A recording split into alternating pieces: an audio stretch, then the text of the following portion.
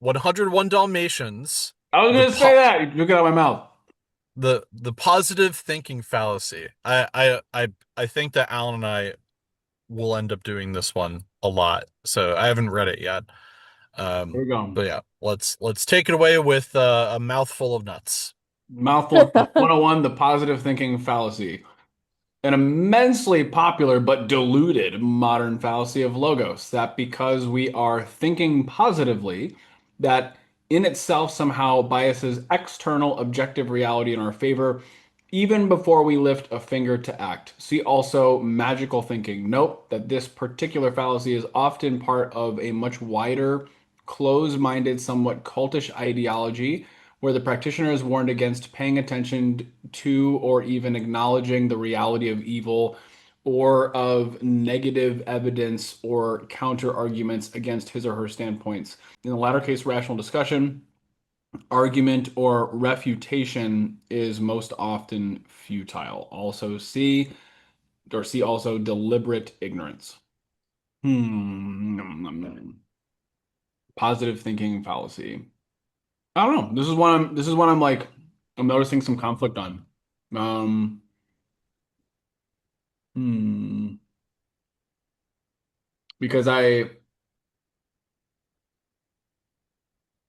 from a scientific perspective, on an individual, if one is consistently thinking positively, so if one is always flooding their mind with the best case scenario of things happening, and that's how they condition their mind, condition their mind, condition their mind.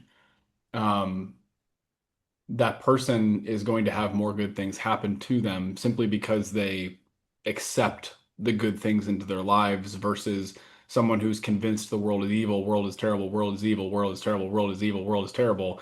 Something good could happen to that person. They would either reject it or they wouldn't even see it because they're not even looking for it. So it's like, I so that perspective to me, but I think where it's really saying here is that there's somehow biases external objective reality in their favor.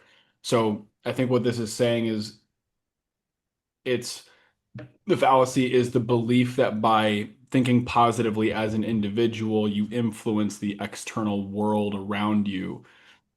Um, that's interesting because that fallacy then it negates the existence of a greater intelligence than ourselves, and it also negates the well, yeah, period. It just negates the existence of a greater intelligence than ourselves. And so for that, I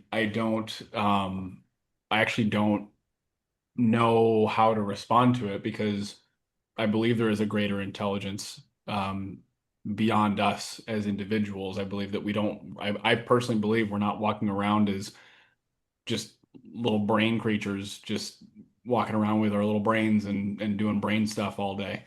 I think there's more to it than that. So in that sense, I do believe that by um, I believe that if I'm positive, thinking positively and engaging with a positive vision for myself and a positive vision for my life, I do believe that it has an influence over, and there's a communication with a greater universal intelligence that is working with me in that sense, that I'm not just alone in the whole experience. So this one I'm actually a little bit in conflict on.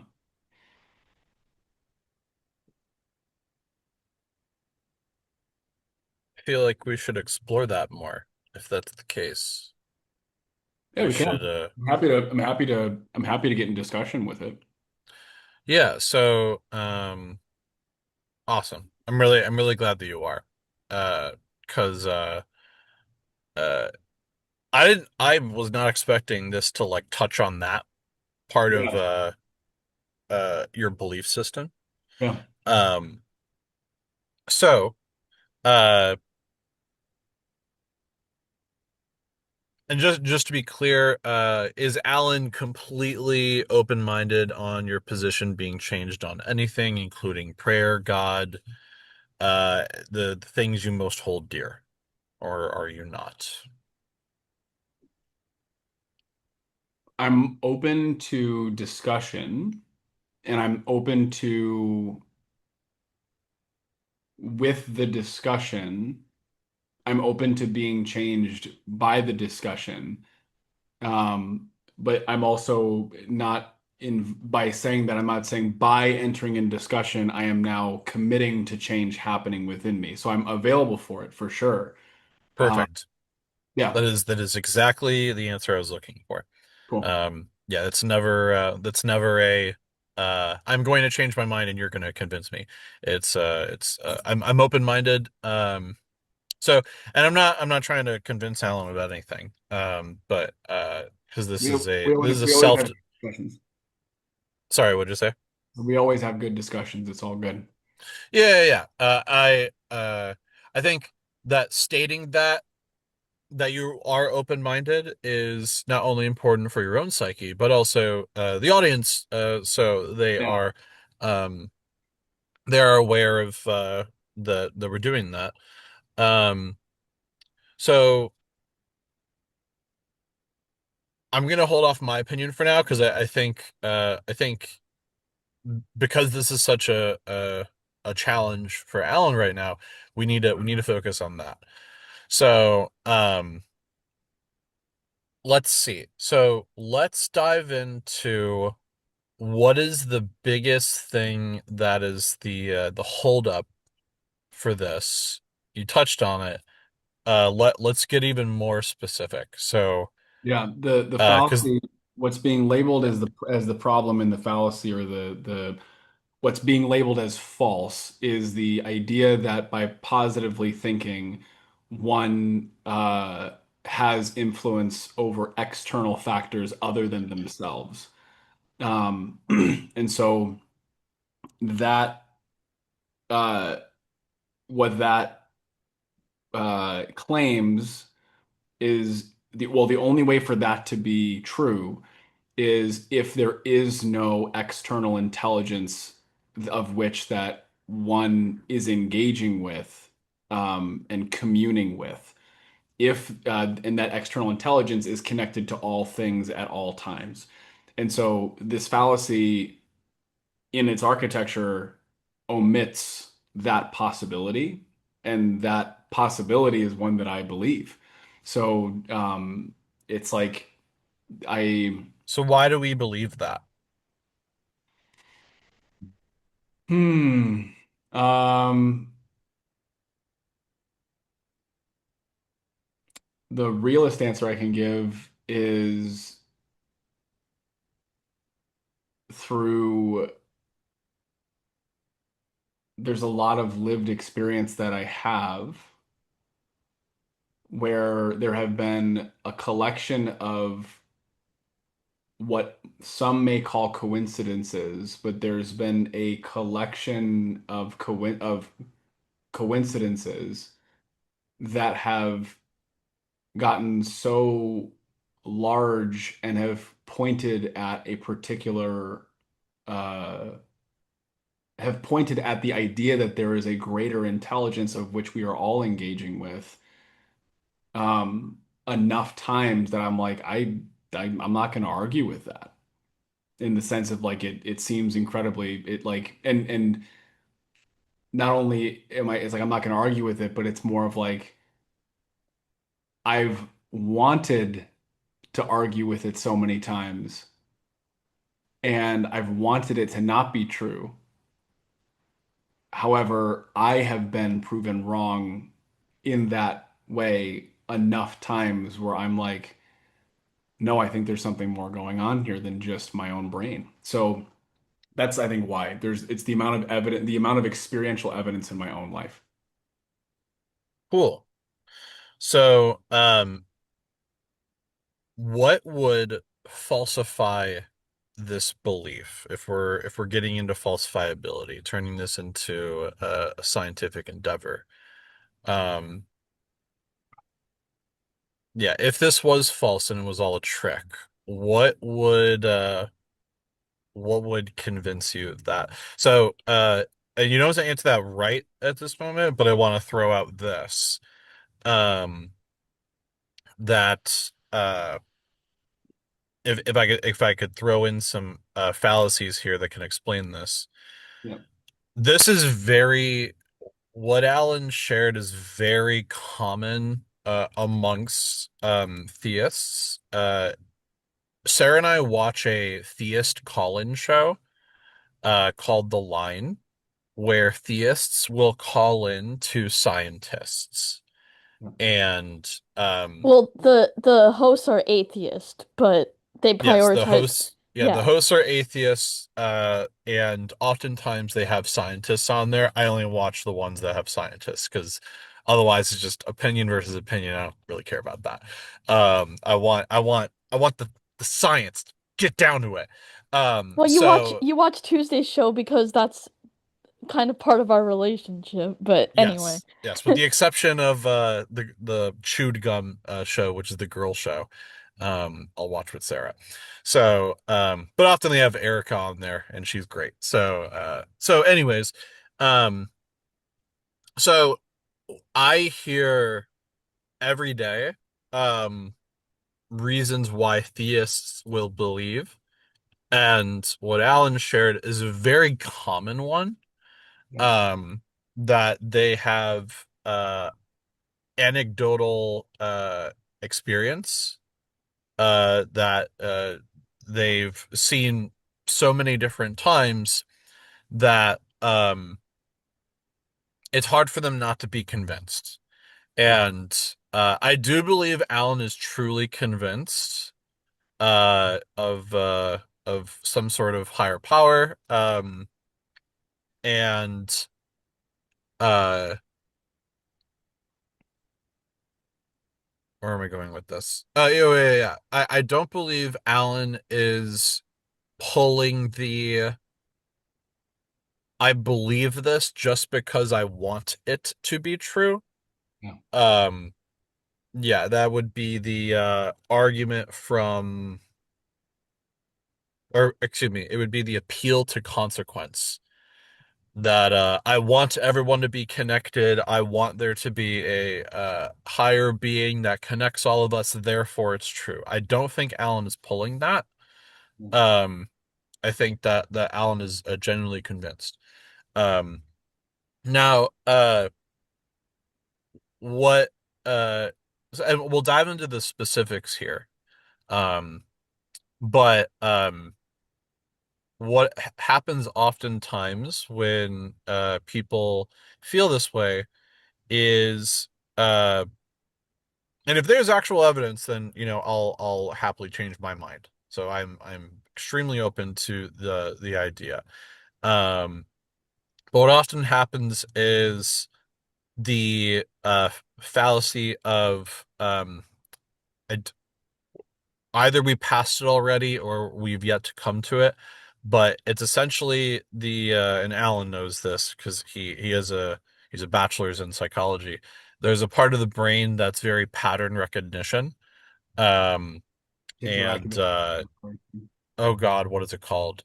I think it reticular activating system, RAS. mhm. And and your brain, if it has a hypothesis, or in other words, just like a thing that could be true, instead of using the scientific method where you tried to prove these things to be coincidences or or a fallacy, that part of the brain always looks for those things and tries to convince itself that something is true by looking for all the positive evidence rather than looking for things that are false, which would be the scientific method. So, so in other words, that's what confirmation bias is. Yeah, So, like a systematic confirmation bias. yeah, yeah. So if my hypothesis is correct, and I know this is like super vulnerable for Alan right now, so like if you need a second or whatever, like tell us to like just stop for a moment. Yeah. Yeah, I Um, have no problem with being authentic and vulnerable, and also to be in a quote unquote compromising position where all of a sudden my world's being turned upside down on camera. That doesn't bother me. okay, awesome. Um, yeah, I'm gonna because I remember very early in our conversations like a year ago, um, I I accused one of Alan's belief systems of equivocation, Yeah. Which and that went on a hour-long dismantling of a really held deep belief. And I would hope and argue that that significantly helped Alan in his life from that moment on, because sure. you were equivocating faith with trust, Yep. and we dismantled that. Um, I'm gonna call on confirmation bias here, that I'm pretty convinced that that is what's happening right now. This one's going to be a little bit more complicated to dismantle, again, if it is the case, because we do have to get into the specifics, the specific examples that one might consider evidence, um, and then see if all of those are fallacies or not. If they're not fallacies, or if there's no other explanation, then that's definitely something to talk about. Then we could potentially call that actual evidence. And then I would be convinced if that was the case. Um, so I also have a falsifiability criteria. That would be my personal criteria of right now I hold the position that in specific to this fallacy, uh that whether you are thinking positively or not, um in essence, I believe this is a believe. Tell me if I'm inaccurate with this, but I believe this is uh, Alan's internal explanation to how prayer works. If I'm incorrect, tell me. Okay. That is correct. Oh, you're claiming that everything I'm sharing so far is the explanation of how prayer works. No, this fallacy, I'm Oh, got it, got it, got it. yeah, that your positive thinking uh changes external reality. Prayer logically should fall into that. Does Alan believe that or no? Or are you not sure? Um, because Yeah, yeah, yeah. So I wanna respond by saying that there are you and I, Bryce, we share a devotion to science and in the sense of trial and error and trying out certain hypotheses. hmm So there is a consistent behavior that I am testing, and that test is the act of envisioning certain, like vividly envisioning certain futures, consistently conditioning my mind to seek for evidence for that being supported, consistently taking actions that are in alignment with moving towards that future, evaluating all the possible actions I could take, and then trying to pick the one action I believe in this moment is the one that's going to move me in that direction. So like that behavior is real. And then prayer, I have a hard time there's another thing that's important for me to say in this moment is that I don't subscribe to any particular religion. I don't call myself Christian. I don't call myself Muslim. I don't call myself any of these things. I don't believe in any of the religions. I believe that a lot of the religions that are established are actually, if I'm being honest and real in this space, I believe that most religious structures are actually there for control, control and comfort. And so to me, I want to be clear that even the word prayer, what's challenging about that word is it's so claimed in religious spaces. And so I want to say yes to what you're saying, but not in a religious context, more yeah, so in a procedural context, of which right now I'm calling prayer. But and I'm we could happy. define prayer if that makes it more comfortable. I'd be more I mean, available. your definition, like how do Yeah. you? How do I'd you be, use prayer? yeah, I'd be more, for me, sharing the procedure that I'm testing to me would be more effective than to how I define it because it's like, Yeah, what, sure. so Because I think and this is from the small interaction I've had with Alan in person, where I've witnessed him pray. Uh, I'm pretty convinced that what Alan is doing does fall into prayer. Like that is prayer. And I think he calls it prayer. But yeah, let's be super specific. So what's Alan doing that he calls prayer? yeah, for me, and to be clear, what is Alan doing that he calls prayer? What is Alan doing that he currently calls prayer that he's still working on the title because it doesn't feel like it quite fits? Okay, very well. Yeah. Uh, for me, what I'm currently calling prayer looks like first and foremost, uh, slowing down my breathing pattern, slowing down my heart rate, allowing the mind to quiet. So trying to create an empty space in my mind, one that's not trying to constantly figure everything out and know the whys and the hows, and really connect deeply with this area of my chest, which some would call the heart. Are they referring to the organ? Are they referring to the heart chakra? Are they whatever? I don't know. What I'm referring to is an area of my body that when I place my attention here and I slow down, I begin to hear different information and create different information than if I'm focusing up here in my head. So slowing everything down, breathing very slowly, paying very close attention to this section of my heart. From here, beginning to then start with gratitude and thanks for everything that I have, just as to get into a practice of gratitude to focus on what I do have versus what I don't.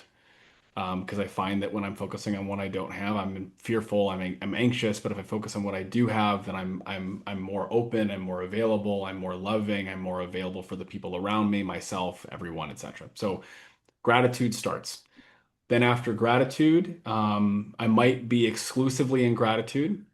After I do consistent gratitude, I'll then, if I begin to feel a certain an emotional experience of what some people would call trust or an opening or a trust or opening, I then check in with myself at that moment if there's anything that I want to ask for, if there's anything I wish to request, if there's anything on my heart to request, not my head to request. So as an example, there was a time where I used to pray for money, and then I realized, wait, I don't give a fuck about money. I don't care about money. What do I hope money is going to give me?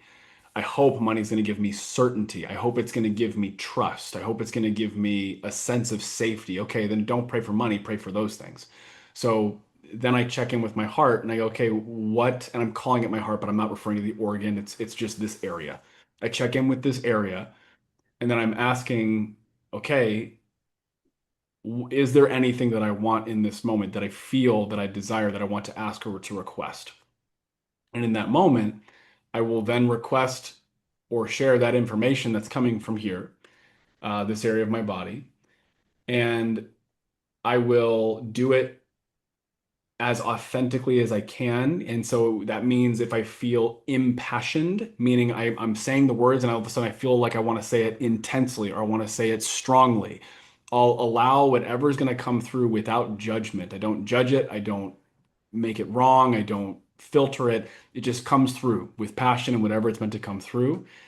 Um, and then when I'm finished with whatever those things are, whether it's setting intention, making requests, more gratitude, um, I'll close it by saying words that I feel connected to, and this will be the most religious sounding part of it, which is Amen. And Amen just simply means, and so it is. So I could either say, and so it is, or I could also say Amen. To me, they mean the same thing. And thus, by saying, and so it is, I close this loop in my brain that's saying, because I've said it, it now makes it true. And so that practice, then from that point, I'll close it out and I remain completely, I'll make an agreement with myself to forget the prayer entirely. to let it go. It's like, hey, that was done. We're complete. Don't need to worry about it. Now, does it mean that I'm successful at legitimately wiping it from my brain? No. But I make a commitment that I'm not all of a sudden, after I've prayed it, looking for it to happen everywhere. It's like, hey, I've said it, it's complete, we're done. Let's move on. Let's get back to being present. Let's eat the food. Let's have a conversation, etc. So that process is what I would call prayer. But it's, to me, I've also seen people who pray, who they bow their head, they say the same thing every time, and they come up and that's it. And so to me, what I'm doing, it's a very deliberate process that I'm testing. And the hypothesis is that there is a greater intelligence, that when I do things in a certain way, I'm communing with that greater intelligence and it hears me. So that's the attempted hypothesis. And from me doing this consistently over time, there has been, in my perception of reality, a consistent answering or a delivering of the things I'm requesting. Uh, and not just by my own actions, but by things or people around me, that I have no influence over, coming up to me and saying, hey, by the way, I don't know if you needed to hear this, but this, or hey, did you have this person's contact information? I don't know why. I just felt called to give it to you. I feel like you needed to have it. And I'm like, what the hell? All these little things that would happen around me that I'm like, this is wild. This is all happening. And again, nine out of, I would say almost, actually, honestly, I would say 100% of the time, the things that come back to me come in ways I didn't expect, from people I didn't expect it from, and methods I never could have understood. So even if I'm like, I want this to come, I want a clown to attack me in a purple Prius, right? It's like it often might actually happen, but maybe what ends up happening is that there's a billboard with a clown with a purple Prius saying Alan sucks. And it's like, oh, that's okay. That is what I said. It's just in a different way. That's interesting. So there's little things like that. So to me, that's what I mean with prayer. And there have been enough follow-up experiences in different fashions that I'm like, this is interesting that this continues to occur in this way. Have I drawn any conclusions that I'm 100% certain that this is not confirmation bias, which you could make an argument of like, well, if you're constantly saying to yourself, and so it is, and it pops up and you've put this information in your subconscious, of course you're going to call it that and whatnot. I can see that. I'm not in a place where I'm like, there is definitely a universal intelligence, there's definitely this, and no matter what. But I will say that there's been enough evidence over the last 3 years, enough events like this that have happened, that I'm genuinely like, I'm going to continue doing this, and I'm going to continue to see how it shapes my life, because what has also been consistent is that the quality of my life in every way has only improved since doing this. So I have no reason in my life to stop it. So that's kind of an overall expression. Awesome. There was a lot there. I think that thank you for breaking it all down. That gives me a lot more insight. Um, I think it is super important to practice um what you're grateful for.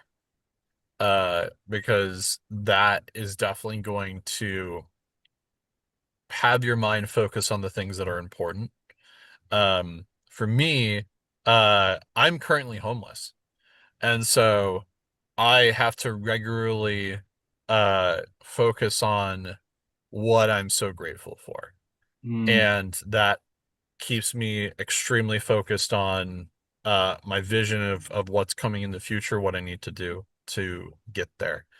Um, I think Alan's routine is extremely important. I will say that that falls into the umbrella of prayer, but the way that Alan does it is very uh what's a very Alan phrase? Uh not intentional. Uh it's very intentional to get a very specific result instead of just kind of reciting a ritual that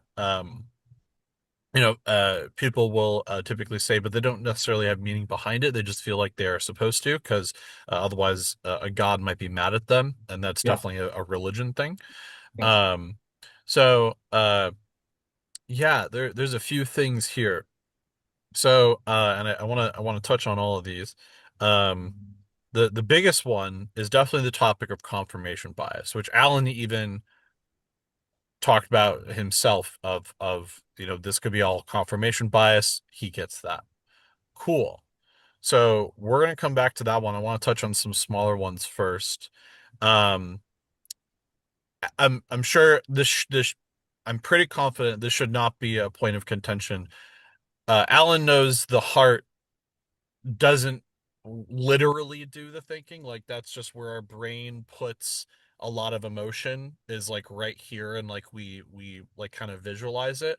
Is that correct, or do you like literally think the heart like does something else that the brain is not doing? Yeah, the first thing that you said is more accurate to my experience of it. Okay. When I say the heart, I'm referring to like the area. So Okay. for me, it's more that I focus on the area, and I'm fully aware that while I'm focusing on the area, like the heart is actually not in the center of the chest. It's actually slightly Yeah. off to the left, and so where I'm focusing is the center of the chest, which that is not where the Okay. heart's actually positioned. Very good. Yeah, that I just want to address that first because that it was possible that that could have been a point of contention because there are some people that I know that are like, no, no, no, the heart literally is your soul, and I'm like, okay, like we gotta break that down a little bit. So okay, no, yeah, Alan knows like it's all here. This is it, right? Without this nothing else going on. You are effectively as far as your personality goes and almost everything else, you are dead. Um, and then the very end. Oh my gosh, there was something you said that was like ding ding ding. I forgot what it was. Oh man, do you remember what was the last thing you said in your talk there? No, I don't. I don't. It just kind of comes in a flow. Hmm. Dang it. Well, I wish I had the ability to rewind right now. All right. Well, hopefully that comes back up. Um, hypothesis. So, and we'll dive back into this. So, um, yeah.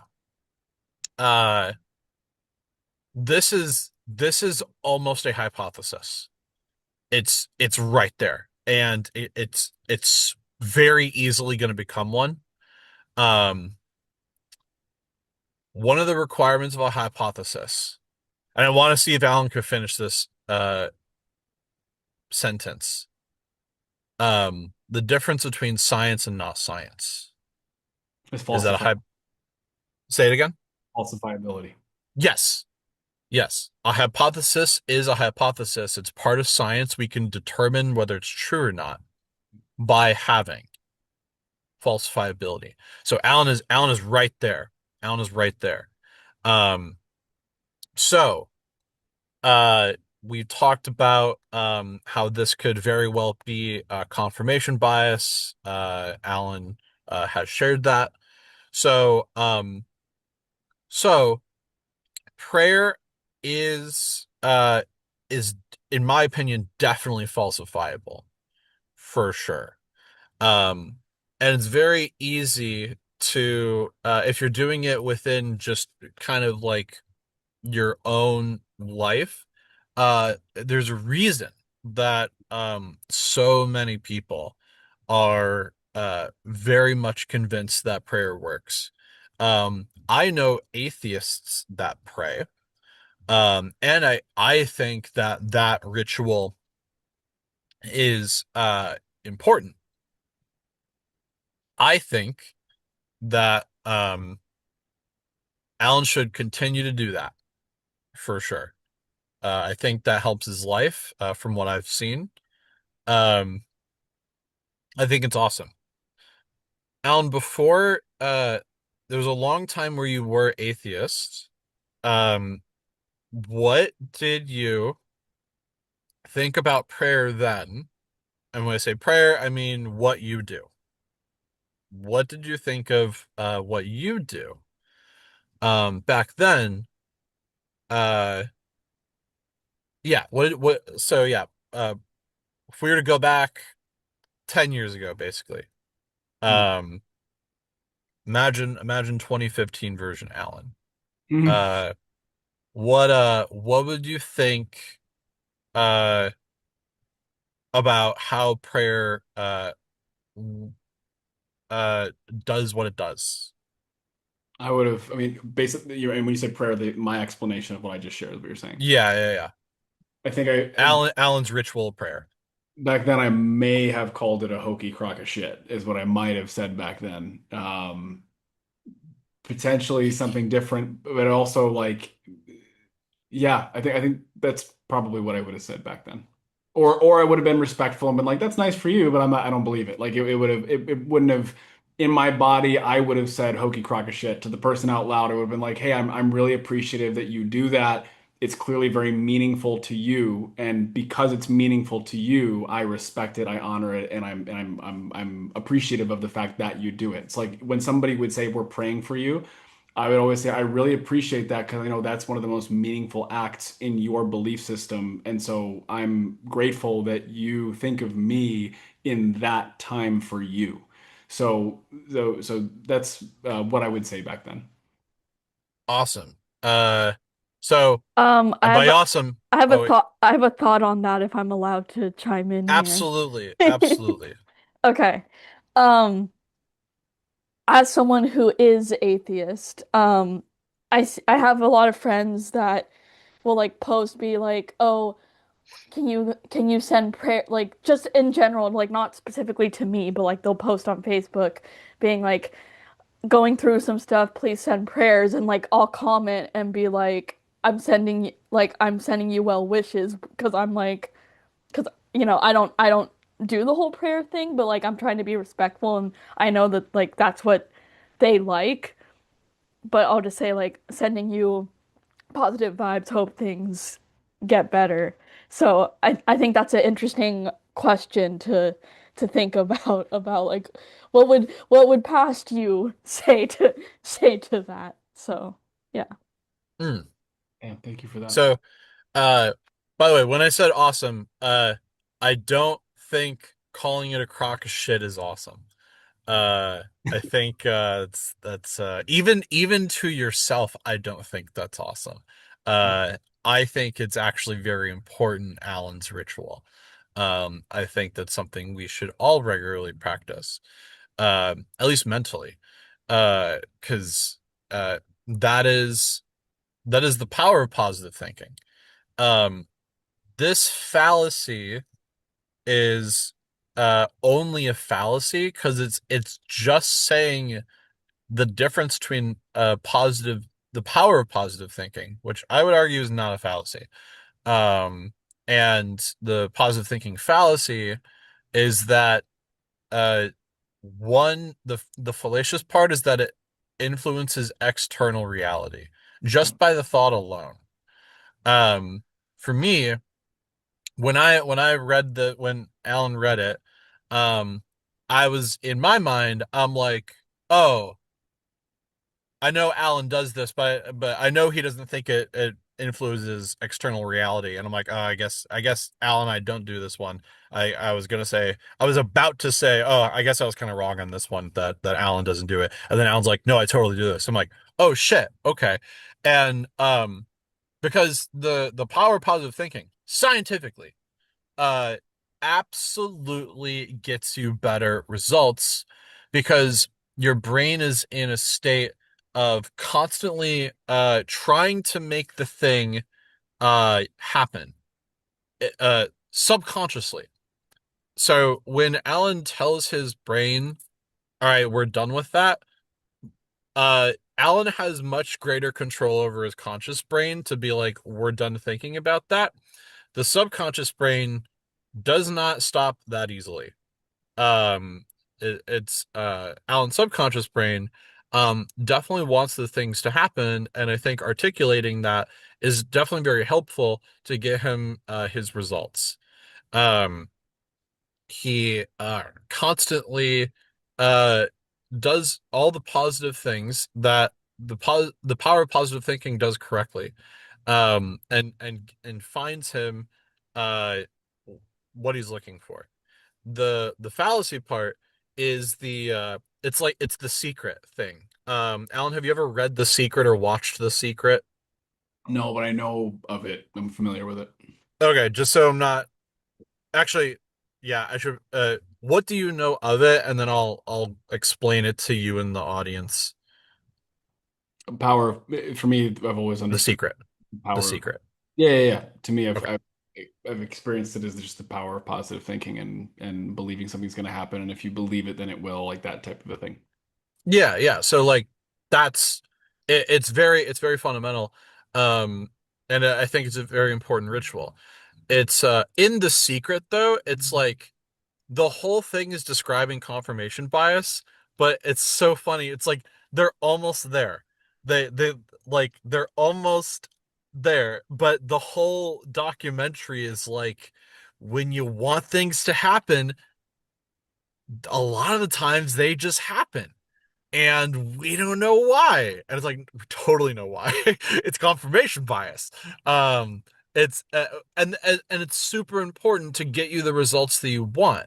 Because when you think in the negative sense, all you're going to see is those negative things you don't want to happen. We know that that's how that works.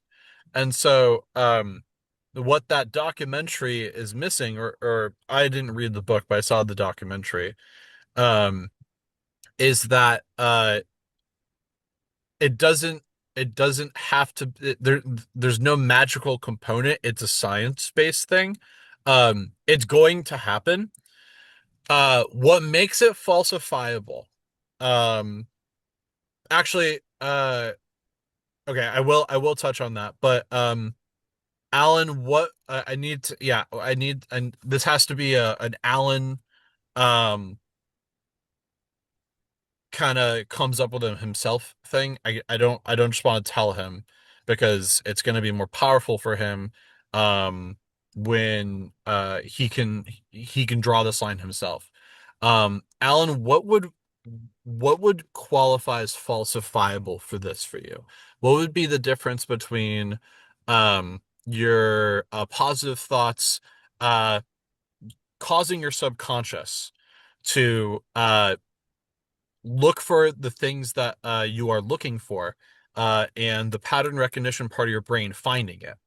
What's the difference between that, which we know is scientifically accurate, versus you when you think positively, it literally changes external reality. What would be the falsifiability factor for that for you? If you don't know, I would happily give one, but I want to see if this is something that you could determine whether it's not one and or the other. Yeah, I think the falsifiable thing would be if I've done that, if I do that one time and it doesn't result in external mobilization. If there was a time where, like example, I made a in this way, I made a prayer and it wasn't fulfilled on, I guess would be the falsifiability, like one error, right? Because it's like the whole thing is if it doesn't work one time, then the whole thing is false. Isn't that the way it goes? Um, so not in this example. I would even argue, like, even if you pray for things, and it happens most of the time, um, I would argue that that is still positive evidence in the like praying works more often than not. Like if that even happens, it doesn't have to uncome or it doesn't have to not come true. Just simply saying it happens more often than not, I would say that that is still in support of the hypothesis. Um, so uh, so I would you uh I I want to be careful here. Um, I think Allen's criteria of falsifiability is inadequate for this example. Okay. Do you mind if I share one that would be more valid as a scientific Yeah, explanation for this go one? for it. Cool. So what would be a falsifiability test for this one? Because the hypothesis is when you pray, uh, things come out to be true more often than not, uh, and that it's different than just positive thinking. So we have to draw the line of like the control example in this hypothesis would be um essentially atheists doing the positive thinking exercise and getting the same results as someone who's theist and they're praying, and the on paper the person who's praying should get a greater result, at least a little bit. um So you want to so do an experiment? this experiment has already been done a whole bunch. I will happily look up sources in after this call. To I don't have them like ready to go. But like I could. So that's what should happen if it's correct. Okay. Now that's not science yet because we've not determined a falsifiability factor. So what would be the result if it was false? If it was false, we would expect they're either the same, Yeah. it would come out to the exact same number, because what often happens is in confirmation bias we only pay attention to the things that we're looking for, and the brain automatically disregards things that we're not looking for, things that we uh, don't want to happen and are not thinking about. And so when you are constantly focusing on the things you do want, your brain's looking for all of those things.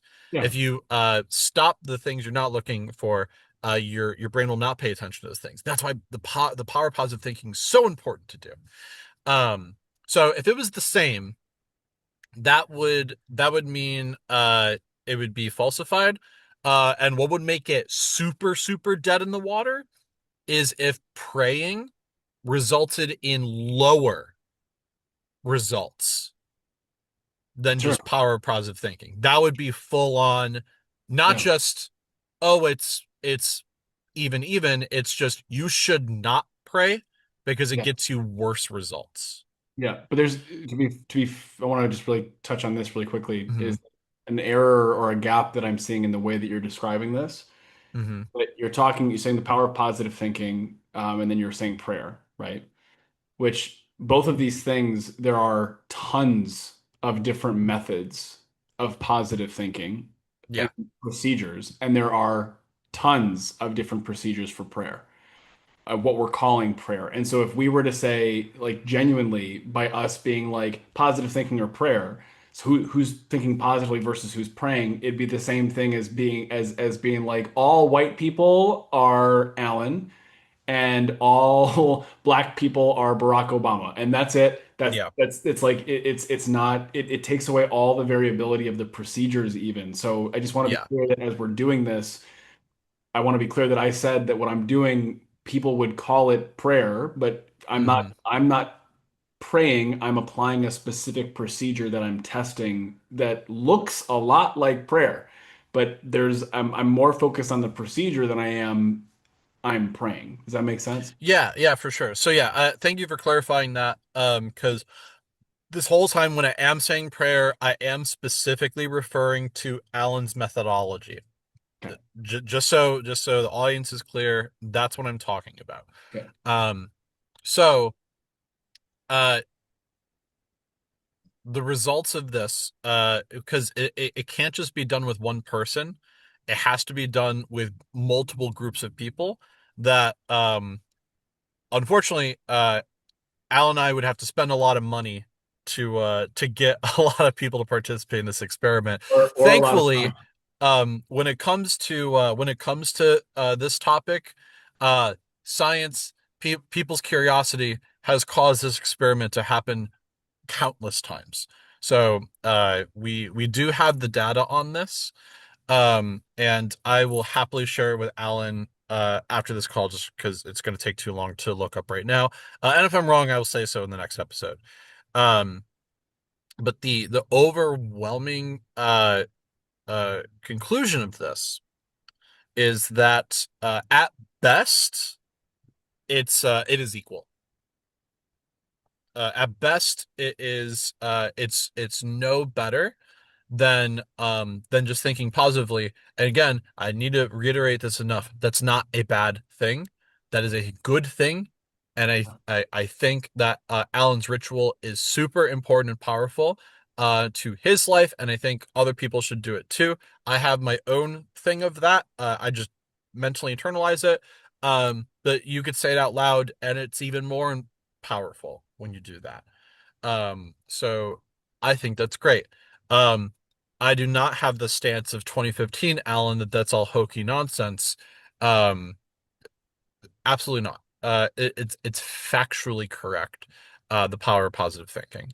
Um, However, the dead in the water falsifiability of the part of you that expects some sort of external component, we found that people that believe that there's an external component versus just positive thinking, in worst case scenario, they have gotten less results, uh the less of the desired result than the people who think positively, simply because, and we've talked about this before on the when we did magical thinking, we touched on this. And that is, there are people that take responsibility off of themselves Yeah. to receive the desired outcome because they think, oh, at some point God's gonna step in and do this Yeah, yeah. for me. Um, it's that meme of like the black lady who's singing in a Jesus video or something, and she's like, one thing I learned was if God doesn't do it, it won't get done. And then she has a whole song about if God won't do it, it won't get done. Um, and it's just like I don't have to do fuck all because God is gonna do it. Yeah, yeah. Um, and like that is uh scientifically has shown that will get you worse results than just thinking positively, focusing your conscious and subconscious on the things you want, and looking to and I know Alan consciously decides to forget about it. Um, I'm really interested to know why you decide to forget about it, because to my understanding, uh if you want better results, you shouldn't do that. You should you should constantly think about the thing you do want, and you're actually more likely to get it. I know your subconscious won't forget about it, but I would argue that you should think about it. But I'm curious if there's a reason why Alan does not do that. And you know, it's just totally his own reason. So yeah, do you have a reason for that, or Yeah, no? Yeah. absolutely I do. It's that if I'm holding that in my conscious mind and I'm focusing on it, focusing on it, I'm not here present with you. I'm not Mm, present with Sarah. I'm not here present with my partner. I'm thinking about, like, it's kind of that thing where people will say you want to listen to listen, not listen to respond. When you talk to a lot of people, you'll start talking, and then within the first 5 seconds of you talking, they're not listening to you anymore. They're just waiting for their turn to respond to you because you said something that they want to disagree with, that whatever. So like they're preloading all their responses while you're talking, so they're not even actually present. And so for yeah. me, I noticed that when I was constantly focusing on, the positive thing, then what's the outcome? What's the outcome? Focus, focus, focus. I wasn't actually here with any human being. And so my quality of my life was significantly decreasing. And per what you're saying, like if it gets translated into the unconscious mind and it can run as a background program and it's going to ensure the thing happening anyway, why would I spend all of my conscious time being focused on something that disconnects me from all the people and things around me if my unconscious mind could just do it for me? That to me doesn't make any sense. So that's the big thing, was that I noticed that the results were continuing to happen regardless of whether or not I was constantly focusing on it here or not. And it also increased the quality of my life. Cool. Okay, that thank you for sharing that. That makes a lot of sense, especially knowing Alan. I remember when Alan and I went to what is it? Fiesta, Texas. Yeah. Um, there was a moment, uh, multiple moments where I'm all present, I'm like, all right, let's do the thing, let's do this, and Yeah. Alan is just like, oh, my business, like this is happening, and I'm like, Yeah. Alan, where are you?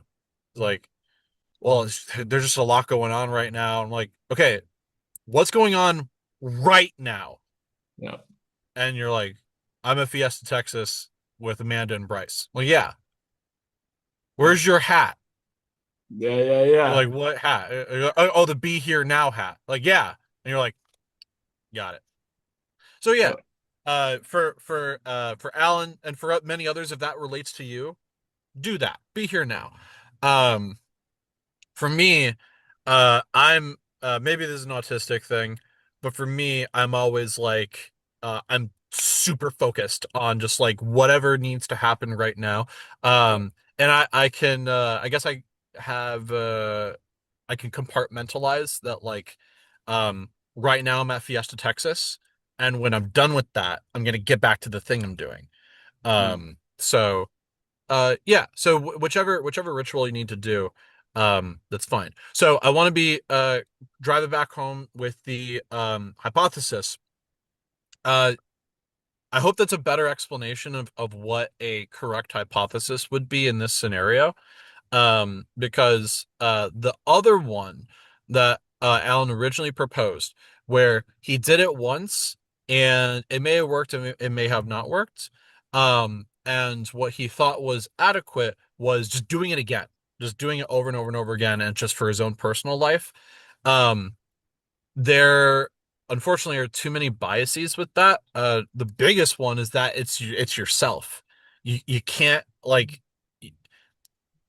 we humans are very biased, especially when it comes to ourselves.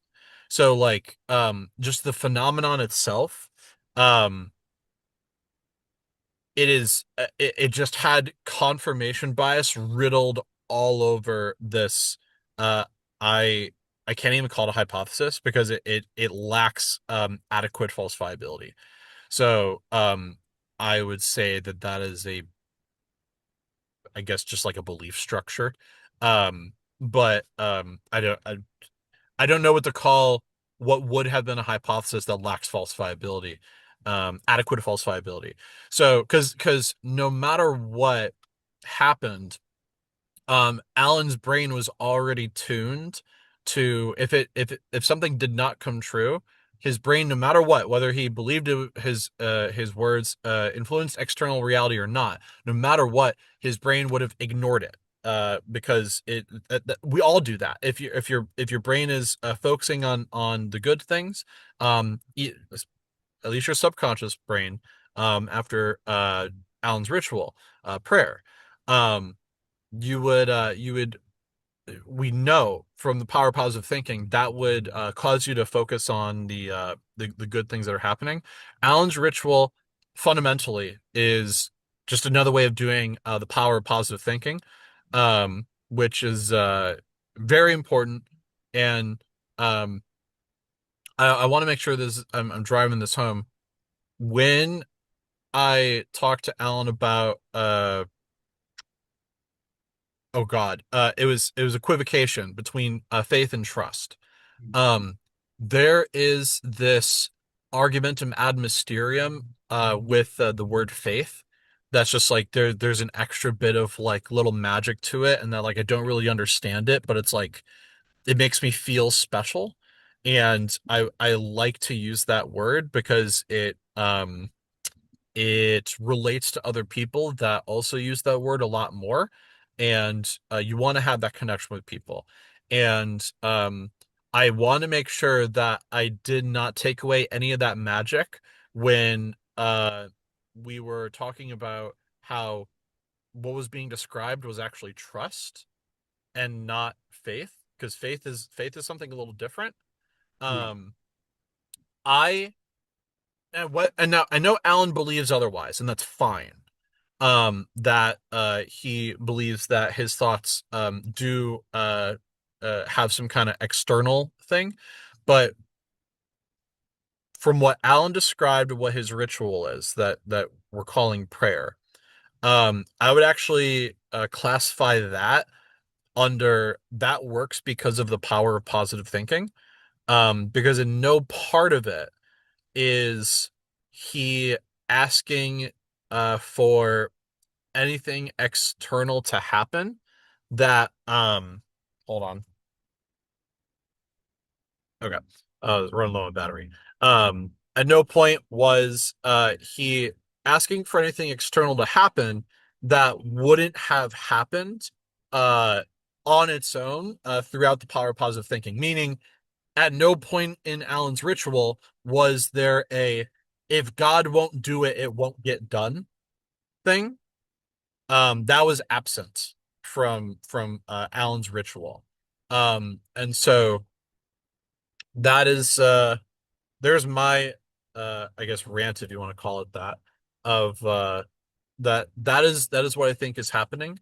Um and uh you're totally welcome to believe that that still has a being able to talk to a higher power, and maybe that could be a conversation for another time. But this particular ritual, um, I would put in the camp of indistinguishable from the power of positive thinking. Again, not to take away any magic here, but like is super important, and Alan should absolutely keep doing it, if not more. Uh, that's that's what I have to say. I had a whole giant rant there. Alan, I'm very curious what your thoughts are on my diagnosis of that.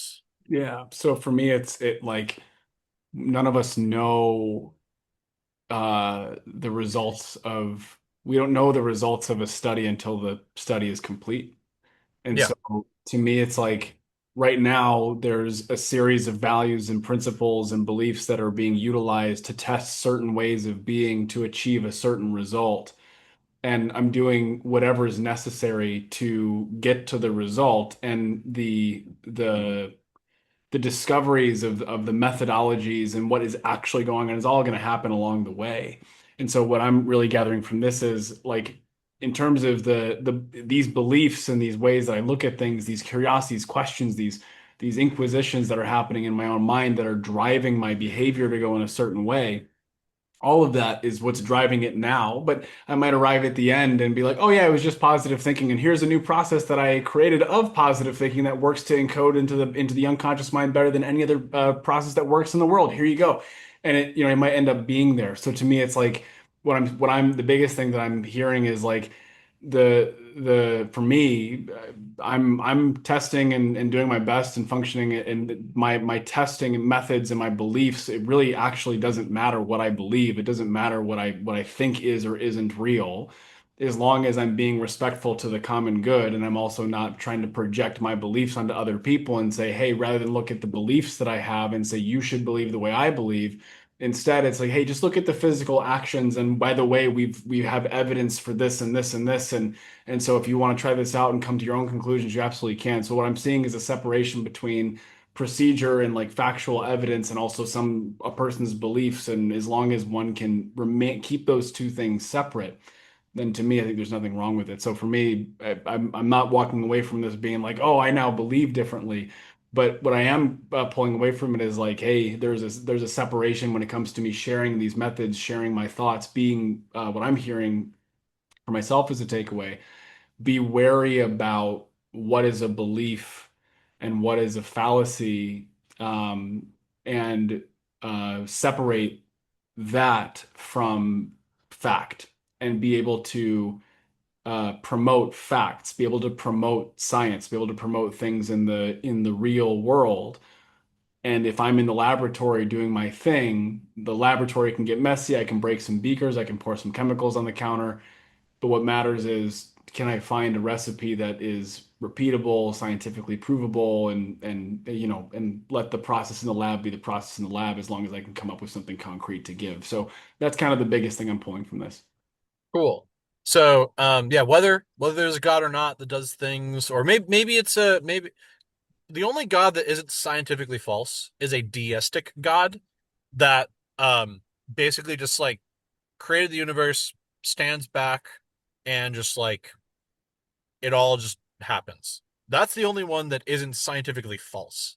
That one could exist. We have no evidence for it. There's no reason to believe it. But that's the only one that I can't be like, that one's bullshit. Um, so uh, whether you believe in that or not, um, power of positive thinking is still extremely important. Um, to bring it back to this fallacy, which we're pretty on topic this whole time.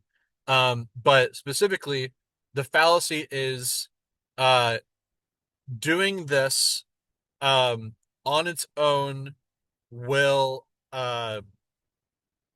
always external positive reality. Um, are we in agreement that this phenomenon itself is a fallacy? God can still exist and do all the things. But like this is a fallacy. Are Yeah, we yeah, there? yeah. Because I agree that it's a fallacy in this with this contingency, or with this condition. It's actually better with this condition.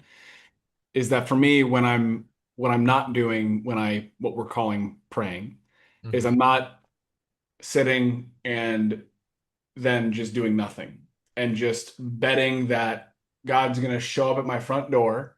He's going to knock on and say, "Here's that thing you ordered." Like, like thank you for ordering it. Like an Amazon order, right? It's like Hmm. that's not how I'm practicing at all.